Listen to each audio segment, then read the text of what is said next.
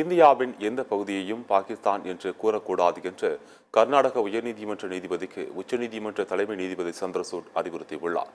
அண்மையில் நில உரிமையாளர் குத்தகைதாரர் இடையிலான பிரச்சினை குறித்த வழக்கு கர்நாடக உயர்நீதிமன்றத்தில் விசாரணைக்கு வந்தது.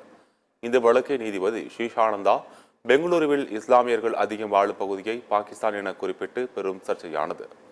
இது தொடர்பான வீடியோ சமூக வலைதளங்களில் வைரலான நிலையில் உச்சநீதிமன்றம் தாமாக முன்வந்து விசாரணை நடத்தியது.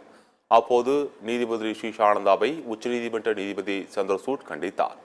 இந்நிலையில் நீதிமன்ற தலைமை நீதிபதி சந்திரசூட் தலைமையிலான 5 நீதிபதிகள் கொண்ட அமர்வில் மீண்டும் விசாரணைக்கு வந்தபோது கர்நாடக நீதிபதி ஸ்ரீஷானந்தா மன்னிப்பு கோரியதை நீதிபதிகள் ஏற்றுக்கொண்டனர்.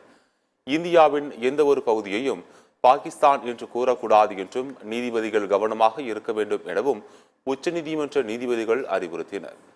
சமூகத்தின் எந்த பிரிவினருக்கும் பாரபட்சம் மற்றும் அவதூறு கருத்துக்களை கூறக்கூடாது என தலைமை நீதிபதி சந்திரசூட் அறிவுரை வழங்கினார்.